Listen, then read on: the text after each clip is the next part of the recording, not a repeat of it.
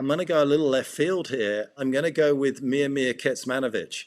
Oh, okay, that is very left field. Or as somebody in Australia called him, Mishmir Kekman, which I still love to this day. So what would you change about Mishmir Kekman's game? I wouldn't. I want to change his name first. I don't want. I want to. That sounds so much more entertaining.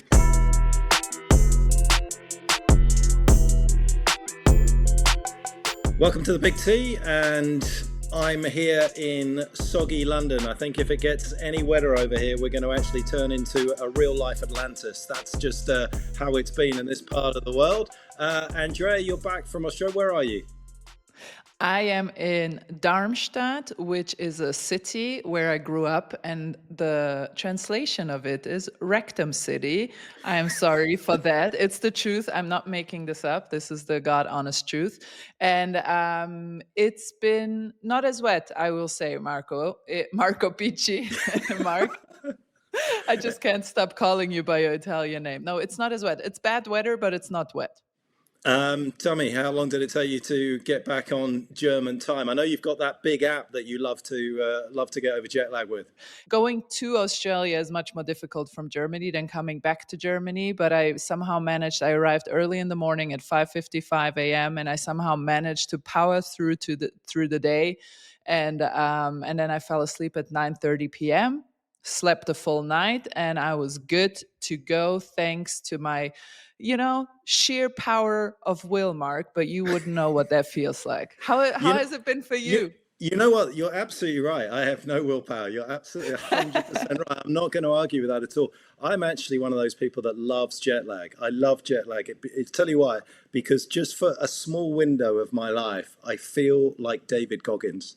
Because I am up at 3 o'clock in the morning and I'm powering through admin and work and things. Oh, really? Yeah. And by 7 a.m. I'm still ready to go. Had another coffee, and I think this is like how David Goggins feels every single day of his life, gaining an edge. And it lasts for about 3 or 4 days, and then I fall off a cliff and I get back into bad habits.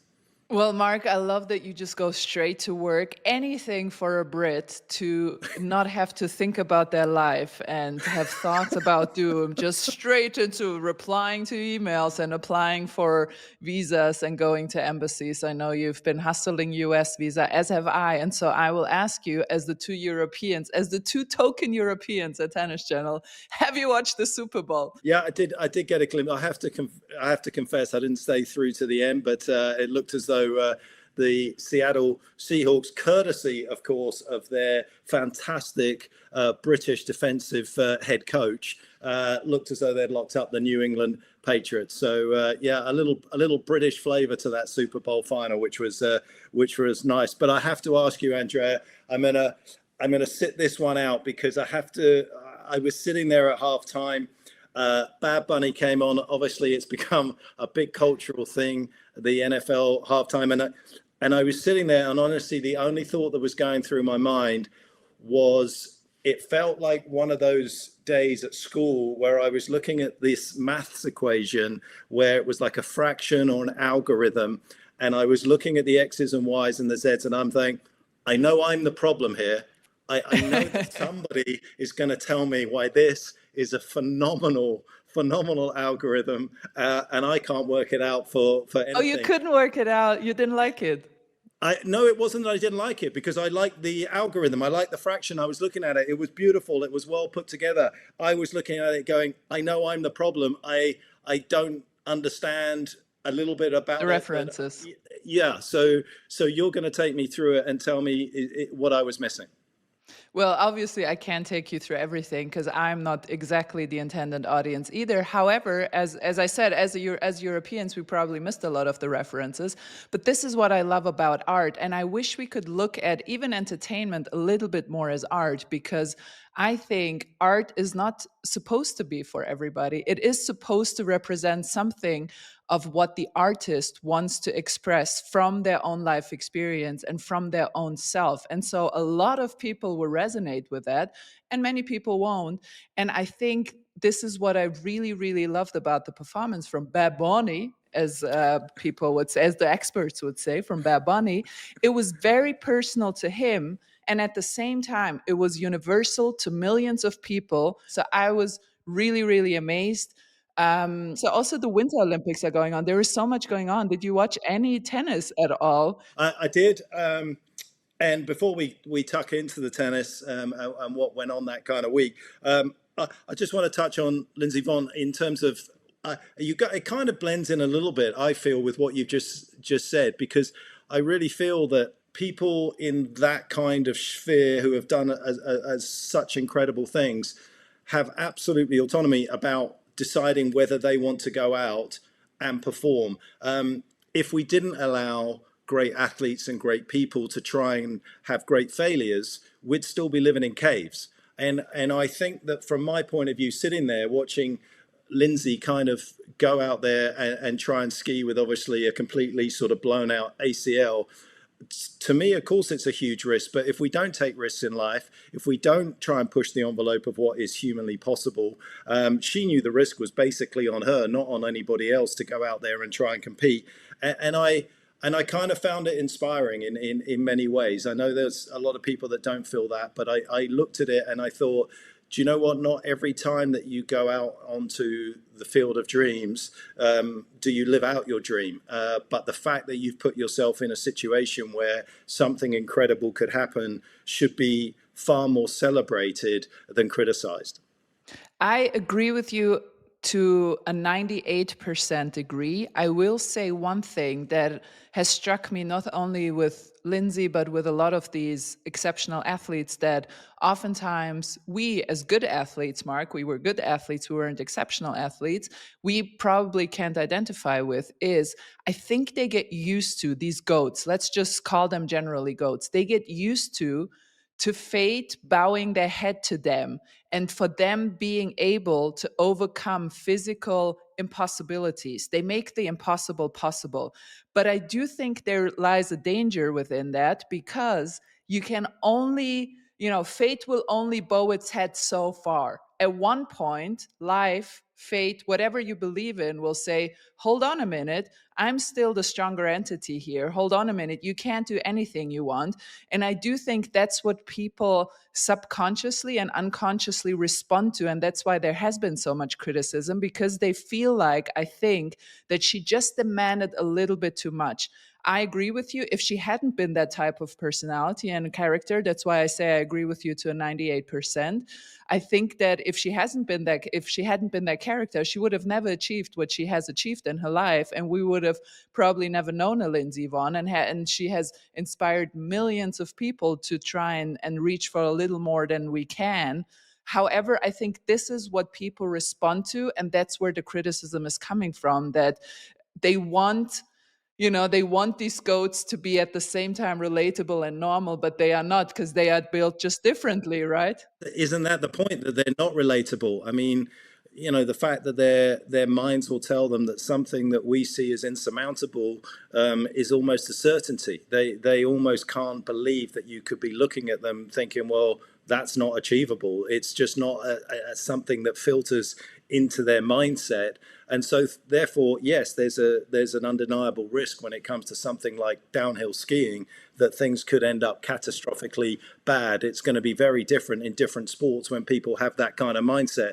It's hard to imagine anyone's going to keel over at a darts event with that mindset, for example. But so the risk profile is far higher for that. But yeah, I'm interested when people are kind of sitting on the sidelines and sort of saying the things that they are. I feel as though, yes, but had she not been that way wired, we wouldn't have seen the greatness that we have seen. And we kind of need to give her the latitude in the moments where the failure happens after the successes to say, well, actually, if you didn't have that part of your personality, we wouldn't have had the highs that we've had, that we've lived through with you. And as I say, I for one feel as though that should be a big celebration. Let's get it back onto narrative of the Big T. It's nice to digress and take a little detour, but obviously a big week particularly on the women's side of things for a number of players. But let's touch on, because I'm in Britain, a big win for Katie Boulter, fourth title. It's been a tough time for her,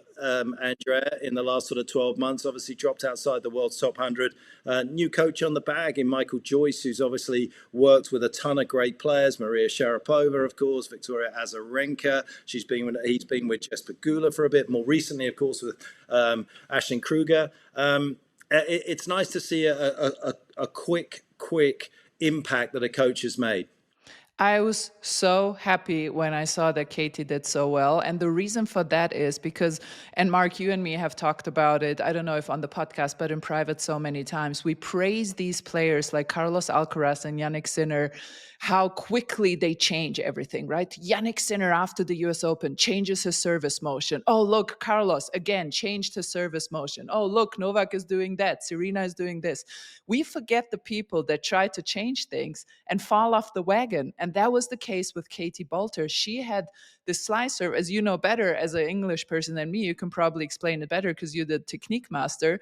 But she had this slice serve on the second serve that sometimes would harm her in very pressurized situations, right? The ball would go long, she would serve double fault. So they got in a biomechanist and they tried to learn the kick serve with her. So what happened was she played an amazing United Cup at the beginning of last year, 2025, but then lost early at the Australian Open, a little bit surprising, started to doubt that this was the right choice and started to doubt whether this was the right move. And all of a sudden she had the yips, right? She served 12 double faults per match, 15 double faults, 16, much more than she did before. The only time her second serve went beforehand was when she was a little nervous. She served like 3, 4, maybe 5 double faults in a bad match. But then all of a sudden it was double digits. And we never talk about these players, right? We never talk about the athletes who are courageous enough to try and change something, but then it doesn't work out. And then we never talk about them because they don't win anymore. And so that's why I'm extremely happy that Katie Boulter managed to turn that ship around. And as we know, navigators, turning a ship around is not easy. It takes a lot of wind and help from other people. And she managed to do so. And I'm so extremely happy. She's back in the top 100. I really hope that this trajectory will continue for her, because I think we should applaud people who try things even when it doesn't work out and they manage to turn it around, because we only talk about those where it works out, right? Have you noticed anything new about the service technique? Have they changed anything? I think not massively from where I've been sitting. I mean, I get to peel back the curtain a little bit here, obviously in London, to get to see sort of Katie working. She did. I wasn't seeing her hit too many tennis balls at the back end of last year, but she was at obviously the National Tennis Centre. She was also at Wimbledon with Matt Little, her strength and conditioning coach as well. Just firing up and getting stuck into all the things that she needed to do. And I do think as you kind of obviously go through your career and you suddenly have a year where things don't go your way, it gets very difficult to kind of find that little bit of inspiration. She was obviously unsure whether she was even going to get in Australia. She was sort of third, fourth alternate for a long time. That makes planning a schedule incredibly tricky. So that hasn't been easy for her. And obviously, trying to balance the engagement with Alex being out in Australia for probably a couple more days than she would have done normally while he was still playing there.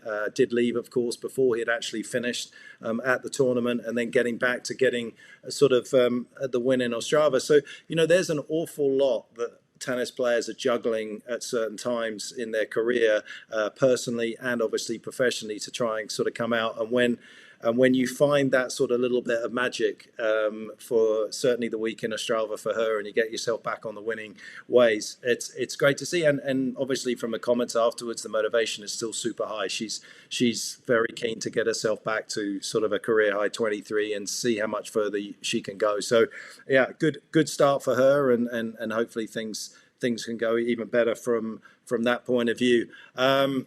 Emma Raducanu, obviously a good week for her. It was a good week for England. Mark, what did you do despite the rain? Jack Draper is back on the court. Katie Boulter wins the tournament. Emma Raducanu is in the final. Are the British coming again for us? Are you becoming imperialists again? Yeah, that's exactly. No offense. I don't know if you've been watching any politics over here. I don't think we're going anywhere. I think if we hang on to not self-imploding entirely, that would be a very good outcome for us right now. I don't think we're worried about anything outside of our borders for the time being. But the ones that we have sent overseas have been doing nicely. Obviously, nice for Emma. She's got a little bit of a history through the dad, obviously in Romania. But Sorana Cirstea, last season on tour, picking up the title. Fairy tales apparently do come true in Romania.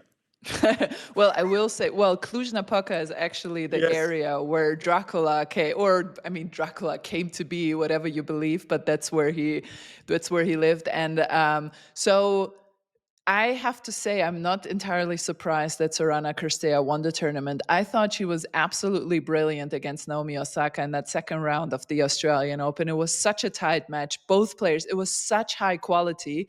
And unfortunately, the whole match got kind of overshadowed by that controversy in the end where Naomi said, come on, in between serves. And then Sorana got annoyed. And everyone was talking about that. And what people forgot is how high quality that match was. And so I'm not surprised at all. She also beat Eva Lies in the first round, who played a fantastic United Cup and was in really good form.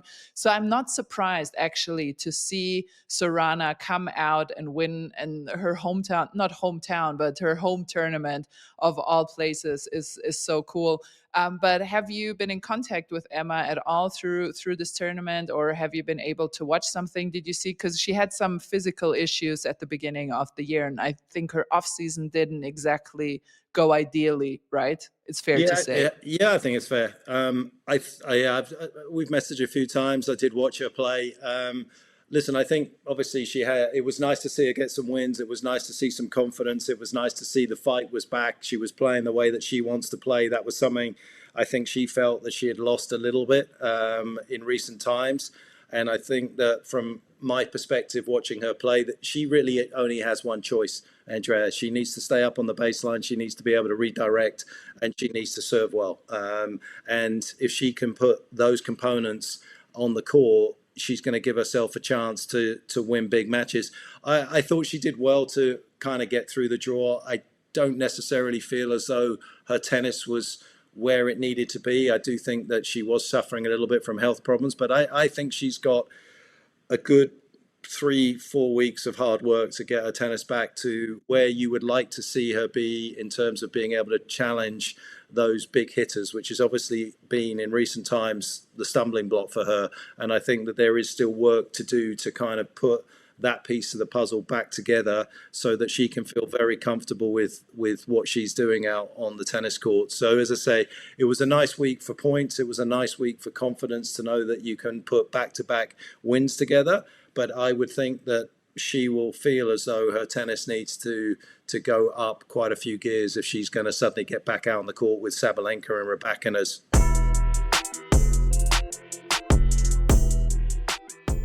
So I have a coach question for you. Yeah. As a coach, what do you do now? Because I think we talk about it on air all the time, and I think we will talk about it plenty in this podcast.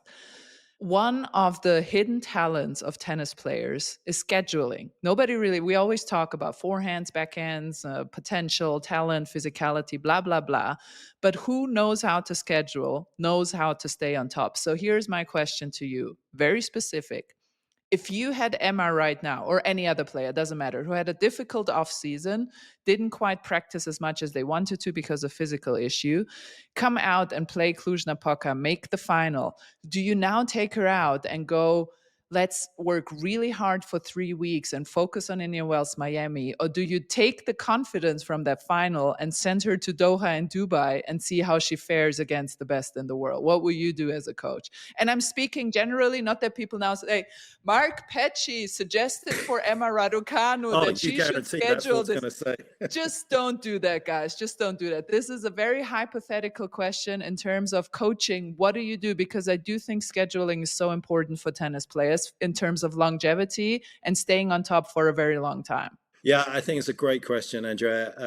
I really do. And I think that it's easy in hindsight because obviously as we're recording this, she's had to pull out in the third set against Osorio, 2-love down in the third.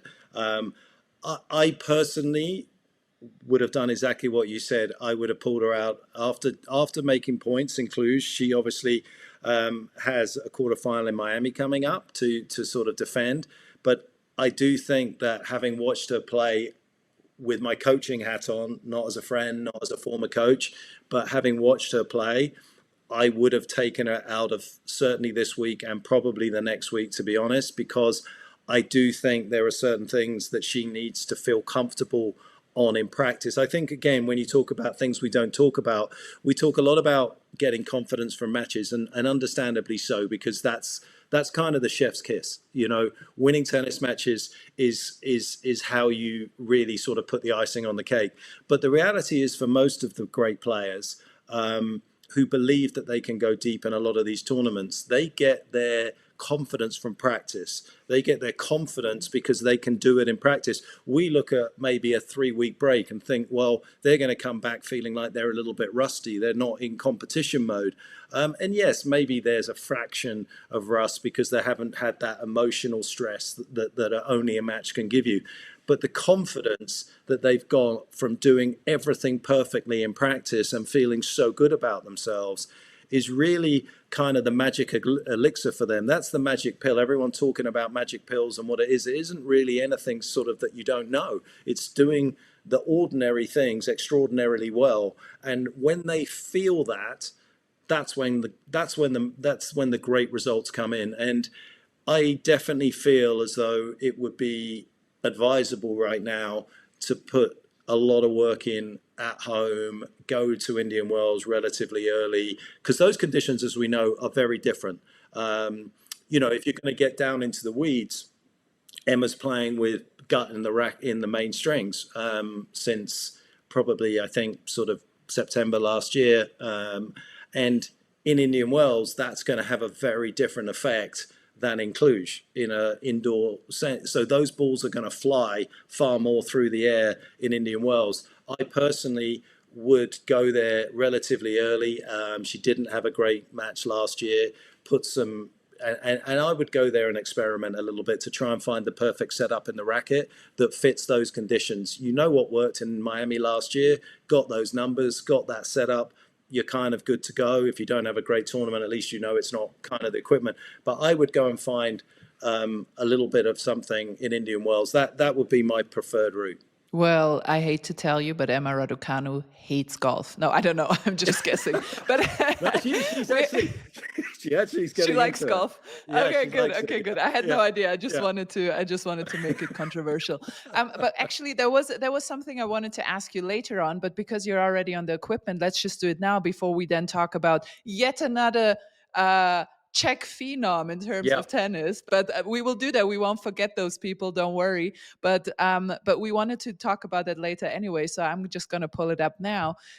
If you, again, Coach's Hat is still on. We are still on that path. If you could pull any player, top 100, men or women, that you could change one thing, that can be equipment, that can be technique, who would that be, and what do you think would have the most effect right now with a quite simple change, right? We're taking you 1 year out to change your forehand grip. We're talking a simple change that would have great effect. Sure, that's a good question. Ha. That is a good question. If you want, you can think about it 5 minutes and we talk about Sarah. Yeah. I want to have a think about that rather than just tossing it out there and coming up with some sort of amateurish answer, which is kind of my forte, and I know that's my wheelhouse. But I think I'm gonna have a little rumination on that one. That is an awesome question. Yeah, Sarah Bennett, 20 years old, another fantastic player from Czechia. Has had a couple of years being struggling a little bit with various things. 7 matches in 8 days coming out of qualies, takes the title, and it is kind of obviously we'll talk about her, but 10 players now in the world's top 50 on the WTA that are 21 years or younger. I mean, it's quite a phenomenal effort. Yeah, it is. And let's talk about maybe a little bit Czech tennis. But first, let's give Sarah the credit she deserves. So she's a little bit of a different player, I would say. I watched a few of her videos earlier today because I didn't get to watch any live matches much. But she has a little bit of a shape on the forehand. She's a lefty, first of all. That's the thing. She has a little bit of shape on the forehand. She likes to run around and use her forehand from the center of the court. And that is so hard as an opponent. I know you already don't like playing lefties, but when you have a lefty, I mean, Jack Draper is the perfect example, who's doing so much damage on the men's side when he's healthy. But when you have a lefty who really takes the center away from you with the forehand side, the angles are all different. The rotations come at you in a weird way. You don't know how to move. You don't have your body weight behind it. And she's not huge in posture, but she's very crafty and she's doing a great job in using that forehand to sort of open the court. I saw her hit a few drop shots, so she's not afraid to use her craft as well. And she's beat some really good players. She beat Ostapenko, she beat Alexandrova in the final, and coming, as you said, from qualies, that is a huge win. And hopefully we can see. I always saw her, honestly, I always saw her name pop up in a lot of Grand Slams where she would qualify and win a round, qualify and win 2 rounds. So she's won a lot of matches on these in these realms, but never had that big win where you're like, oh, now she's on my radar. And I think this win was exactly that, to put her on everybody's radar. And as you mentioned, one of many Czech players who's doing well. Having played team matches there when I was still playing, I think I know why that is. It's the 10. I mean, obviously you can never really tell, but they do a few things that are different to other countries. So because it's a small country, everything is very centralized there. Almost everyone is in the same club in Sparta Prague or another club. So everyone, all the Krejcikovas and all the Pliškovas and all the Bejleks and everyone you've ever heard about of a Czech player has probably played each other in those club matches when they were 8 years old, right? And what is better than competition to make you better? What makes you mentally stronger and physically more resilient than other great players who are testing you and challenging you every single day of your life? So that's one thing. And the other thing, and Mark, this is something you can maybe talk about a little bit more, they have fantastic coaches. Most Czech players have really great technique. And what I love about the Czech coaching, it's not cookie cutter. Every Czech player plays differently. If you think about Krejcikova, who plays with swinging and angles and, uses her amazing timing, then you have Pliškova, who has one of the best serves and really hits the ball hard. Every player, I think they really do one thing well. They teach tennis well, they teach technique well, but they do it individually. And I think that's the key in tennis. Yeah, I think you make a great point. It's actually something that is very valid here. I don't think it's particularly stressful, in my opinion, and I'm probably going to go down in flames here, to become a coach in the UK. And I feel that when I look at and I speak to foreign Look coaches, who's talking, Mark. Exactly, very good point. That is a very good point, and one I should have thought about before I started down this particular cul-de-sac that I'm now going to try and reverse out of very fast. But and to be honest, I've never taken them because I didn't ever feel like they were going to teach me anything. And obviously the whole point of coaching courses should be that you're going to walk away thinking, wow, that was something that was super enlightening, and I hadn't thought of that. All my best coaching education has come through speaking to various people on the tour. Obviously some input that I had as a player, but also when I've gone and actively sorted out from people that I really respect out on the tour that have consistently kind of made great players with sort of, I would say, good to promising material. Not necessarily the people that have coached right at the top, that have had the Ferrari and all you've got to do is kind of put the ignition in and then kind of make sure the GPS is in the right place and you know where you're going. I'm talking about the players that, the coaches that are kind of consistently develop somebody from 14, 15, and maybe they don't last the journey, so they kind of get lost in the coaching graveyard. But they're the people that I've gone and actively sought out on numerous occasions. And I know Stefan Edberg actually did this because he had an academy up in Sweden for a while. And I can't remember it for the life of me right now. It was many, many years ago that he kind of published a saying about how many hours it took in various different countries to become a coach. In France, for example, when I was working at the Tennis Federation here in the UK, you basically needed to go and do a biology sort of master's for your first year. You didn't almost coach tennis for the first year. You basically needed to go and understand about the human body. And, so their hours were, exponentially higher than ours by the time they got qualified. And it was one of my discussions that I had here for a while saying, listen, if you make it incredibly difficult to become a tennis coach, you're going to find the right people. If you make it incredibly easy, you're going to find the wrong people. Yes, you'll have a ton of tennis coaches that can go into tennis clubs and work, and they will be qualified, they will be checked for the right things in the background and everything else. But you're not necessarily going to find the right caliber of person because you've made the entry level just too easy. And so therefore, yes, you've got coaches and you can say you've got 10,000 coaches, but how many of them are good enough? Because if you had to go through a year where you were virtually not earning any money and you were learning about biology, that's going to turn a lot of people away. But in my opinion, what it's going to do, though, is capture the right type of person that is going to go and develop tennis players from a very young age, which is an incredibly difficult skill. It's incredibly time consuming. It's not very profitable for most people because you're doing a lot of the work for a limited amount of money because most of the people that are heading on that path just simply don't have it. So I think that you make an excellent point, particularly, and that's what we love. That's what you love about France, and it's not cookie cutter there. We talk about French flair not just because it's a nice cliche and it rolls off the tongue and it sounds good in commentary. It's because it's true.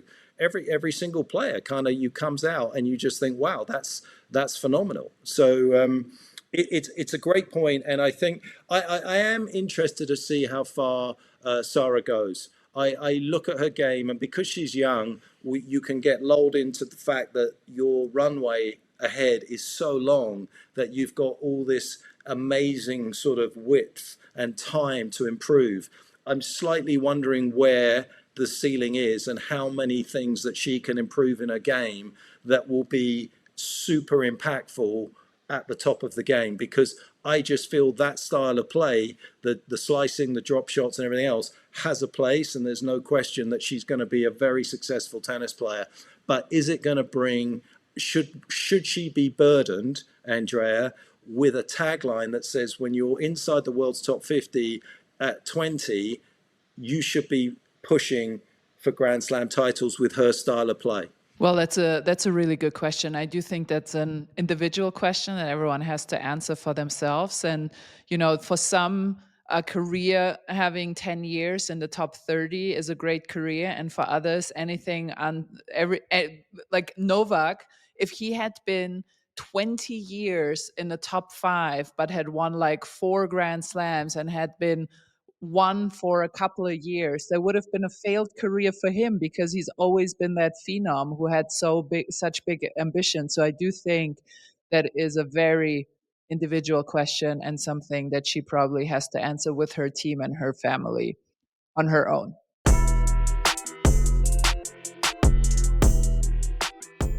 Everybody talking about the Super Bowl and the Winter Olympics, but there is one story that is brewing that is way bigger than both of those two combined. And that is, of course, the potential return of Serena Williams. She is eligible to play from the 22nd of February of this year.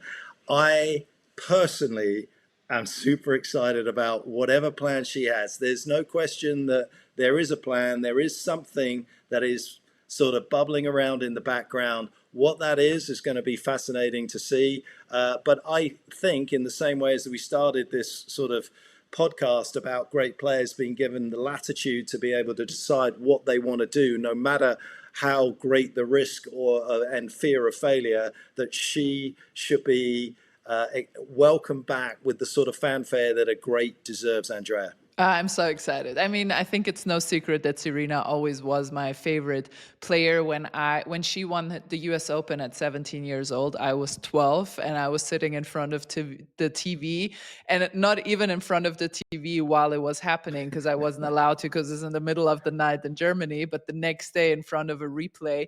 And it was the best moment of my life. And then playing her was another crazy moment. I never beat her, but I did play her 5 or 6 times. So I'm so excited. And just to put a little context around that, she's eligible to play from February 22nd, as you mentioned. Austin starts on February 23rd. And then I was already looking at the calendar, Mark. And then Indian Wells, Miami would start. Indian Wells, I think, what is it, March 5th or something, March 6th. Yeah. So definitely all in the schedule and in the possibilities, in the realms of possibility for Serena Williams. I just searched the entire internet to try and find whether she has said something already about it. She still has remained calm. So the only thing how we found out is that the ITF released their players of who is eligible to play due to the anti-doping thing. Wait, it's not even the ITF, it's the Tennis Integrity Unit, right? Yeah, ITIA.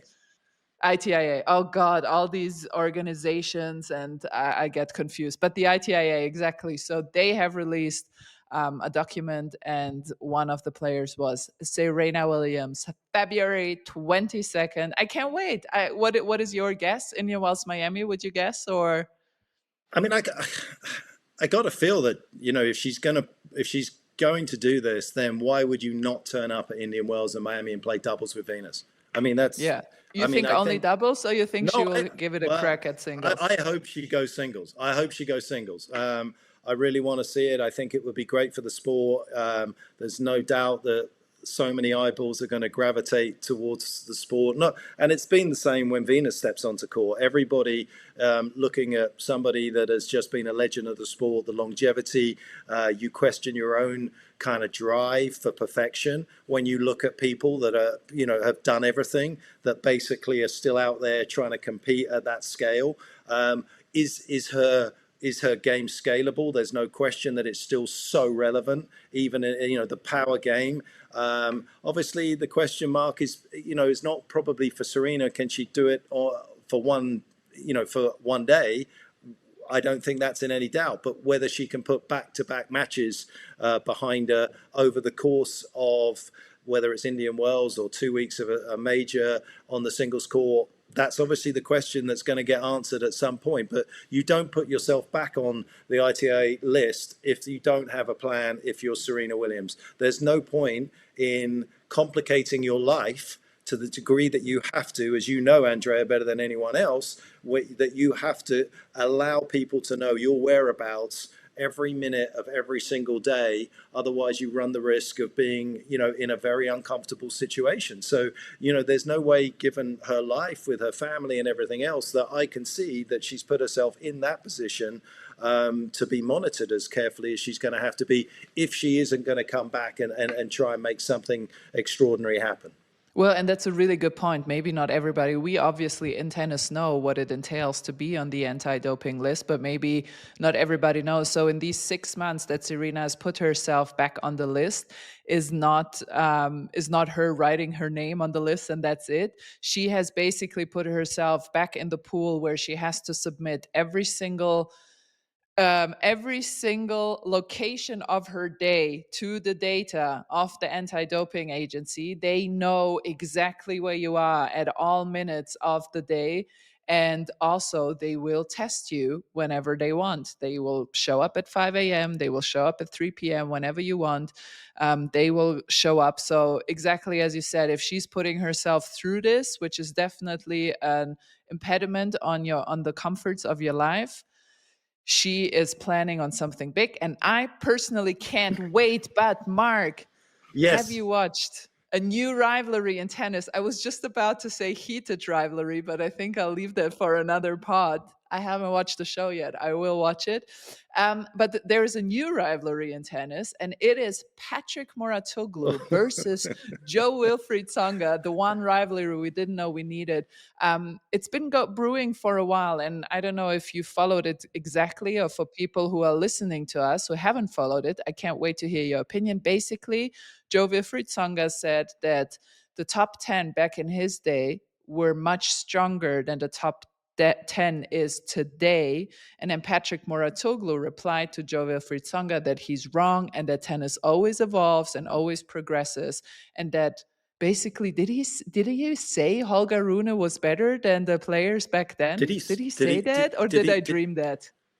I'm hoping you dreamt that, because the bits that I saw was Sinner Alcaraz would beat the big four. And obviously that was maybe the main headline act that I saw in the article that I kind of read about what he was saying. And you've summarized that absolutely perfectly. If he said Holger was kind of better than those players, then honestly, sorry, he didn't say that. What he did say, because I don't want to put words in his mouth, obviously, but what he did say you have to give players like Holger Rune time, because he's still so young and he's already top 10. So who knows? Because now basically Patrick Mouratoglou said, now looking back at it in hindsight, it's easy to say, oh, Juan Martín del Potro was a great, but when he was 21, where was he then? That's what he's saying about in comparison to Holger Rune. He didn't say Holger Rune was better, but he said he's so young, who knows where he will be in 5 years. Maybe we will look at him the same way we look at Jo-Wilfred Tsonga now, right? That's, I think, was his argument. I think that's a fair comment. But to say that kind of Sinner Alcaraz are better than the big four at this stage already of their career, I just think is a stretch. That's just recency bias. That's all that is. That's, for me, it's just like, you just, because you're seeing them every single day, you just think, well, for sure they're the best players, because that's what I'm seeing all the time.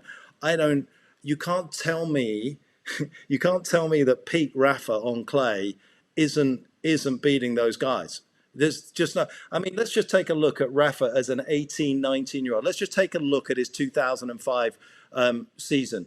Roland Garros, Monte Carlo, Rome, Montreal, Madrid, Barcelona, Beijing, Bastard, Acapulco, Stuttgart, Costa de Salpe, Miami runner-up. You really did your research on your argument here. Where can we read the thesis on this point that you're making? It's like we forget that this guy was on another level, but because it was in 05, we're suddenly consigning it to the dustbin, saying, well, yeah, that doesn't matter. That was a different era. It wasn't as strong as now. I think Roger was playing particularly well in 05, if I remember rightly. Roddick was still around. There was awesome players around. I just think that, it's just too easy. And it's a great clickbait kind of headline to say that Sinner and Alcaraz, would they all beat each other on various days? 100%. They would all beat each other on different days, in different moments and everything else. Yes, they are in the same ballpark as the big four. There's no doubt about that they are going to be in that kind of stratosphere. But to just lazily say that they are comfortably better than the big four just doesn't sit well with me. I think that when you have four of the greatest players that we've ever seen in the same era, surely if you're going to go down the evolution route of the players are getting better, if you've got four of them in that point of life, the backlog behind that has to be better, because they're playing one of those four every single week, if not two of them, if they're lucky enough to get a win. And therefore, all of those players that were behind them, the Berdiches, the Dimitrovs, they're clearly getting better because they're having to butt up heads against these guys every single week. And so therefore, I would make the argument that back in the day, the top 20 was way better than the top 20 we have right now, because basically what you're saying is there's two guys that are great and everybody else isn't close to them. Well, so I have one issue with it. And then the other thing that I will tell you is what Boris said. And I felt like it was a very simple argument he made that made me shut up right away. But the one issue that I have with this argument is that Patrick Mouratoglou in one of his videos argued that tennis always evolves and always gets better. And I've been in tennis for 20 plus years. He has more experience. Let's say that you have more experience. But even in the 20 years that I've been on tour, tennis has never only evolved, it has always gone in waves, right? You Yes. will have a wave of a generation that is just not quite as strong as the previous generation. And then all of a sudden you have Sinner and Alcaraz, right? And then maybe in 10 years, we will again have a generation that is just not quite as strong. And then we will have another teenage phenom. And from my experience, tennis and sports in general goes in waves. I see it in soccer every single year where sometimes Bayern wins by 25 points and then other years it becomes really close because all of a sudden there are 3-4 teams that can challenge them. This is the one thing, but we are making it very complicated. What Boris said was, and I loved his argument, Boris Becker said to me, Andrea, I coached Novak when he was 28. Novak at 28 was better than Novak is today at 38, but Novak is still playing for Grand Slams. So there's the argument. Back then, they were stronger than they are now. And I was like, that kind of makes sense, Boris. That kind of makes sense, right? Would you argue with his argument? I wouldn't argue with Boris ever, but I'm definitely not going to argue with that particular analogy that he's made because I couldn't agree with it more. And then once Patrick had kind of built his position, his bridgehead, he kind of wasn't going to back down. Of course, yeah. And then obviously after Boris said what he said, what was it? Only dead fish swim in the same stream. And it's like, that's a nice bit of philosophy. But the reality is I think that the argument, it doesn't really serve tennis particularly well, and I also don't think it's correct. You're obviously legitimately allowed to have an opinion, but it doesn't mean that opinion is correct. And there's no real way of measuring it, Andrea, is there? There's no real way of saying it's just sort of out there. But having watched, and I was fortunate enough to watch nearly all of the big four matches. I mean, 60 matches between Novak and Rafa, and if I missed 2 of them, it was a lot.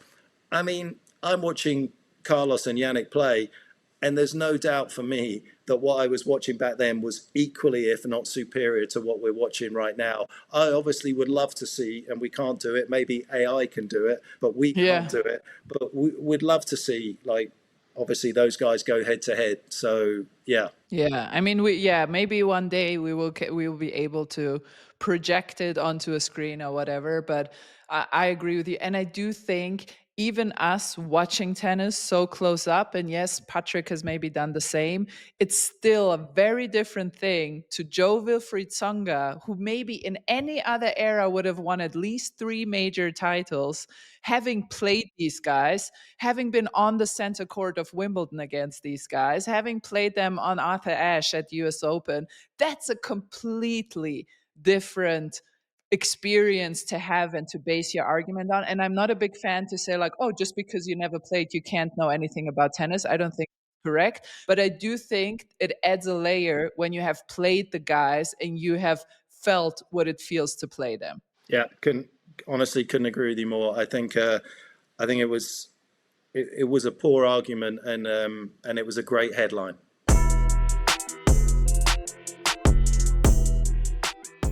Let's get into a question I posed to you earlier today. And that was, if you could pick one player from either men's or women's side in the top 100 that you could change one thing about that is quite simple but would make them immediately better, who and what would it be? Mark, Petchey, go. It was a great question, and it is a great question. I'm going to go a little left field here. I loved it. I'm going to go with Miomir Kecmanovic. Oh, okay. That is very left field. Or as somebody in Australia called him, Mishmir Kekman, which I still love to this day. Everyone's Googling this guy. How did he get in the draw? Never heard of him. Yes, everyone was like, who? Mishmir Kekman. So what would you change about Mishmir Kekman's game? I wouldn't. I want to change his name first. I don't want. I want to. That sounds so much more entertaining to commentate on it. Mishmish. I would change his racket. I honestly would change his racket. He plays with the Dunlop racket. I personally think that he's so good from the back of the court. I think that he's very solid. I personally would like to see him play with even more firepower.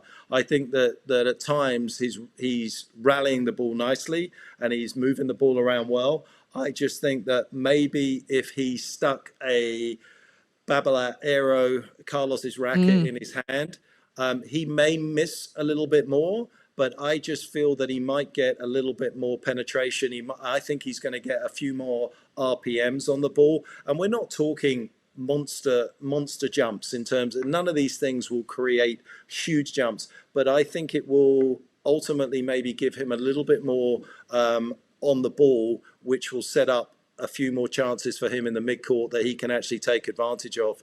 That would be one of the players that when I've watched them play, I think you hit the ball great, everything looks amazing, but you need to have a bit more potency, and you're probably only going to get that from an equipment change. Mark, I love that. I love when you pick left field players like Mishmir Kekman. I really love that because we always talk about the same ones over and over again. And I love when and I just know that the Tennis Channel fans, they are nerds. They are nerd fans. They are tennis nerds, and they know and they appreciate these kind of left field players. Okay, I have a fan mail. I have another fan mail question for you, Mark, but that I want to answer. Is that okay for you? Yeah, you can answer it. I'll just sit here looking as I do.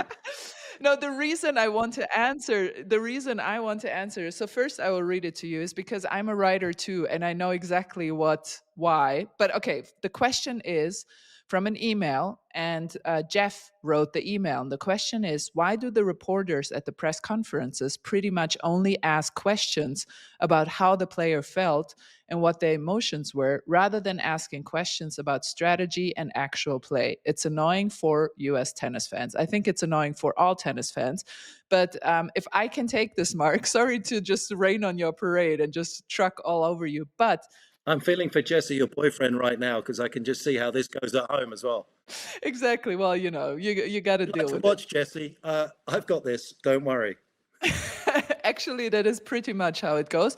But, some people really like when decisions are being made for them. So, you just have to find the right people. So here it is. And I will give you, this is a very proper explanation. There is a difference between journalists at a sports event, and there are print journalists and there are broadcasters. Broadcasters, like you, Mark, people at Tennis Channel that you watch, Martina, Prakash does a great job, for example, Danny Kloppinger, they get their separate interviews. So they get to ask players in a separate setting with cameras the questions they want to ask. So if broadcasters go to press conferences at all, they don't ask their questions because they don't want the player to use up the answer and not be fresh when they ask them in front of the camera, because they sometimes want to get a reaction. They want a spontaneous answer. It's not always a bad thing. I think they just want something fresh from the player. So they really withhold questions and just listen and try not to ask the same questions in order to get a fresh reaction on camera. So who you have in the room asking the questions are print journalists. First of all, in a press conference room, a lot of print journalists are local journalists from the papers that have been sent who have never watched tennis. So they can't even ask strategy questions. That's the one thing. The other thing is the newspapers that you open and read the next day, they will have one or maximum two quotes from the player, and the rest is opinion-based or just reporter-based by the writer themselves. So they just want one punchy quote that they can have from the player. And that's why it's oftentimes like, how do you feel? And what did you think? And how did you react to this and that? Because if they say one thing, like, I was really happy too, that's the quote that you will read the next day in the headline. And that's the reason why you have these kind of dry questions in press conferences, whereas the more interesting ones is the interviews that you see on Tennis Channel, for example, that Prakash Amitrash does so well. And I have a little surprise for you, because you can also give me a nice surprise. I've been waiting for my present after working with you in Australia. It hasn't come yet. There was a knock at the door just now. it was coming, but well, DHL, the German post office, is a little slow. It's still on its way, but You can also, so tennis fans, if you enjoy the T2, why do I always say the T2? Tennis fans, if you enjoy the Big T podcast, you can not only send us emails and messages, you can also send us voicemail. And Tanner has done so. And Tanner will now ask you, Marco Picci, a very nice question. Let's go, Tanner. Hello, I'm Tanner Skank from Los Angeles, California. My question for the Tennis Channel professionals is, after I return serves in my matches, I get stuck in no man's land. What can I do to get out of there? Thank you. What can Tanner do? What can Tanner do, Mark? That's a great question. Listen, you got a few options there, I think. Obviously, number one in tennis, I would always go to depth. Depth on the return, which is what Tanner's asking there. Get depth on your return. It is going to protect you. It's going to buy you time to be able to get yourself behind the baseline after the return if you're standing in, and be able to build a rally from then. Your job as the returner, if you're not looking to try and hit a winner and be super aggressive, is to survive the next shot, which is something that Tanner's obviously struggling with at the moment. I would imagine that he's under pressure because he's dropping the ball a little too short in the court, and therefore having a kind of backpedal fast, which makes it even harder, Andrea, as you know, to be able to move left and right. So that would be my first port of call in trying to make it a situation where he's not caught in no man's land, which is inside the baseline by a meter or so. I've got some other ideas. Have you got any?